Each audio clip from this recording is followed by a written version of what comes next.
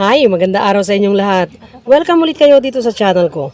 Bakit nga ba nagkakaroon ng soft-shelled egg na naiitlog yung mga young layer o yung mga batang inahin? Karaniwang nangyayari naman ang pangingitlog ng mga batang layer o batang inahin ng soft-shelled egg dahil hindi pa masyadong matured ang kanilang reproductive system. Hindi pa sila nakakapag-adjust doon sa proseso na nangyayari sa katawan nila. Pero huwag kang mag-alala, basta tama naman ang ipinapakain mo at normal naman ang panahon, ibig sabihin hindi masyadong mainit, hindi magtatagal yan hanggang 2 to 4 months lang ang itatagal na nagkakaroon sila ng soft-shelled egg na nailalabas, pero hindi naman palagi. Meron lang yung time na makakapaglabas sila dahil nga hindi pa masyadong maayos ang system nila. Dahil hindi pa masyadong maayos ang reproductive system nila, hindi pa masyadong matured.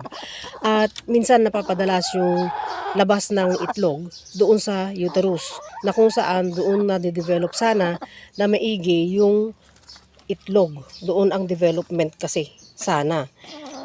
Meron pang ibang causes ng paglabas ng soft-shelled egg, kagaya ng yung mainit na panahon, no? Isa na yun.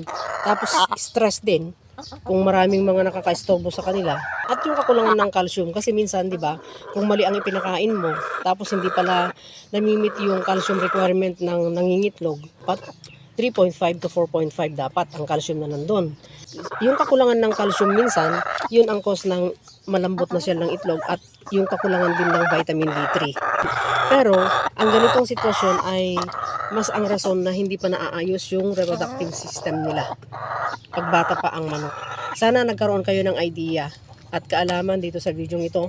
At sana huwag kalimutang mag-like, mag-subscribe, at pakihit ang notification bell para sa susunod na mga videos ay ma-notify kayo. At salamat sa lahat ng mga subscribers. Yung mga bumabalik at hindi, thank you pa rin.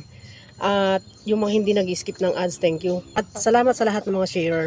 Sana pagpalain tayong lahat araw-araw at panatilihing masaya, masigla at malusog ang ating mga alagang manok.